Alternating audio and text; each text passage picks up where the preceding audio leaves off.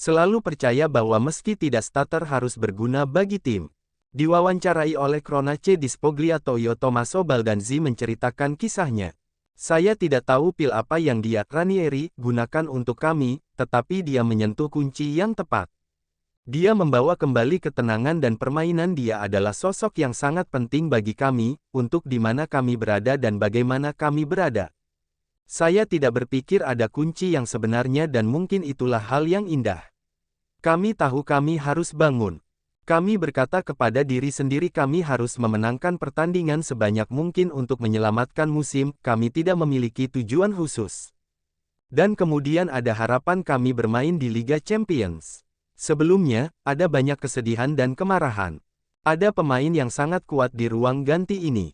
Jika hasilnya tidak datang, Anda sudah marah secara tidak sadar, bayangkan ketika Anda menyadari kekuatan Anda.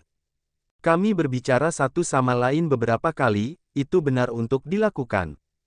Kami harus membuat perubahan. Kami berhasil, saya tidak tahu apakah itu lebih berkat pelatihan atau kerja keras. Hal yang paling indah adalah kami selalu berusaha keluar dari itu sebagai sebuah kelompok. Ranieri memberi dengan banyaknya kesempatan yang diberikannya kepada saya selalu merasa percaya, walaupun saya tidak menjadi starter, saya memainkan permainan yang hebat, berguna bagi tim dan menunjukkan kualitas saya. Di masa awal kedatangan, De Rossi banyak membantu saya. Tommaso Tommy Baldanzi, saya sangat menyesalkan pemecatan De Rossi. Dialah yang membawa saya ke sini, dia membuat saya langsung mengerti betapa dia menginginkan saya. Dia memberi seorang anak laki-laki kesempatan untuk pindah dari Empoli ke tim besar seperti Roma. Kami banyak bekerja sama, saya merasakan betapa dia percaya pada saya. Dia telah melakukan banyak hal untuk membawa saya ke Roma. Dan dialah orang pertama yang saya temui di sini. Berasal dari tempat kecil seperti Empoli, hari pertama saya memasuki Trigoria, saya berkata, ya Tuhan, 400 orang. Apakah mereka semua bekerja di sini?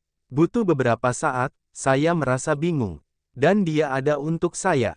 Sekarang mungkin saya sudah sedikit mirip dengan Dybala. Tommaso Baldanzi, Dybala, dia orang yang hebat, sungguh, dan juga pemain terbaik yang pernah bermain bersama saya. Saya juga ingin melihatnya. Dulu saya pernah berkata bahwa, dibandingkan dengan Dybala, dalam skala 1-10, saya sama sekali tidak ada di sana. Sekarang mungkin saya telah melangkah maju beberapa langkah, mungkin kita hanya 2 langkah. Melakukan debut menggantikannya adalah hal yang ajaib. Saya sudah pernah bermain di Olimpico melawan Roma, tetapi ketika orang-orang itu ada di pihak Anda, itu akan memberikan kesan yang lebih besar. Pada bulan September, saya mencetak gol pertama saya di Giallorossi melawan Udinese. Saya ingin meluapkan semua kegembiraan saya di bawah Mistar, tetapi momen itu agak aneh. Saya berpikir, mungkin lebih baik tidak melakukannya, namun, gol dan asis telah menjadi titik lemah saya tahun ini. Saya tampil bagus, tetapi secara pribadi saya ingin melakukan lebih banyak hal. Mendarat hampir bersamaan dengan Friedkin sebuah pertanda. Pada hari-hari penantian dan perencanaan ini dan para penggemar terus menunggu pengumuman pelatih Roma berikutnya. Sementara itu, Dan Friedkin kembali ke Italia kemarin mendarat di Bandara Pisa. Kemudian, setelah singgah sebentar selama 2 jam pesawat kembali ke Inggris. Rasa penasaran pun terjawab, pada hari yang sama, lagi-lagi di ibu kota Tuscan, Federico Chiesa juga mendarat. Sang striker Liverpool yang dikaitkan dengan Roma selama bursa transfer musim panas lalu. Roma lepas dari jeratan FFP di tahun 2026.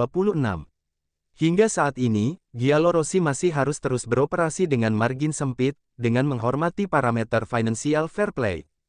Namun mulai tahun 2026, kecuali ada pelanggaran baru, Roma akan keluar dari sanksi yang telah memaksanya dalam beberapa tahun terakhir untuk mengadopsi kebijakan pembatasan. Hal yang terdiri dari penjualan paksa dan perekrutan yang ditargetkan, seringkali dengan transfer gratis atau dengan formula kreatif yang melibatkan kesepakatan pinjaman. Suatu keharusan, bukan pilihan, karena kewajiban yang dilakukan dengan UEFA untuk kembali ke parameter ekonomi yang diharapkan. Bagi Friedkins, ini akan menjadi titik balik.